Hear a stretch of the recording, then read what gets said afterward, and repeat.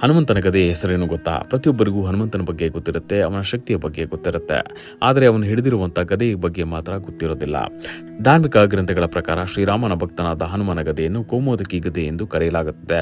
ಈ ಗದೆಯನ್ನು ಅವನು ಕುಬೇರನಿಂದ ಪಡೆದುಕೊಂಡಿರ್ತಾನೆ. ಬಜರಂಗ ಬಲಿ ಅಪಾರ ಶಕ್ತಿಯನ್ನು ಹೊಂದಿದ್ದು, ಆದ್ದರಿಂದ ಅವನು ಹೆಚ್ಚಾಗಿ ಗದೆಯನ್ನೇ ಬಳಸ್ತಾನೆ ಹೊರತು ಇನ್ಯಾವುದೇ ಆಯುಧಗಳನ್ನು ಬಳಸೋದಿಲ್ಲ. ಕುಬೇರನು ಹನುಮಂತನಿಗೆ ನೀಡಿದ ಬೃಹತ್ ಗಾತ್ರದ ಗದೆಯು ಅತ್ಯಂತ ದೊಡ್ಡದಾಗಿ ಮತ್ತು ಭಾರವಾದ ಚಿನ್ನದಿಂದ ರೂಪಿತಗೊಂಡಿದೆ. ಹನುಮಂತನು ತನ್ನ ಗದೆಯಿಂದ ಅನೇಕ ರಾಕ್ಷಸರನ್ನು ಕೊಂದರೆಂದು ಸಹ ಉಲ್ಲೇಖಿತವಾಗಿದೆ. ಹನುಮಂತನು ಏಕೆ ಯಾವಾಗಲೂ ಎಡಗೈಯಲ್ಲೇ ಗದೆಯನ್ನು ಹಿಡಿದುಕೊಂಡಿರ್ತಾನೆ? ಹನುಮಂತನು ಯಾವಾಗಲೂ ತನ್ನ ಎಡಗೈಯಲ್ಲೇ ಗದೆಯನ್ನು ಹಿಡಿದಿರುವುದನ್ನು ನಾವು ಪ್ರತಿಮೆಗಳಲ್ಲಿ ಅಥವಾ ಫೋಟೋಗಳಲ್ಲಿ ನೋಡಿರ್ತೇವೆ. ಅವನು ತನ್ನ ಎಡಗೈಯಲ್ಲಿ ಗದೆಯನ್ನು ಹಿಡಿದಿರುವುದರಿಂದ ಅವನನ್ನು ವಾಮಹ ಸಪ್ತ ಗದಾಯುಕ್ತಂ ಎಂದು ಕೂಡ ಕರೆಯಲಾಗುತ್ತೆ.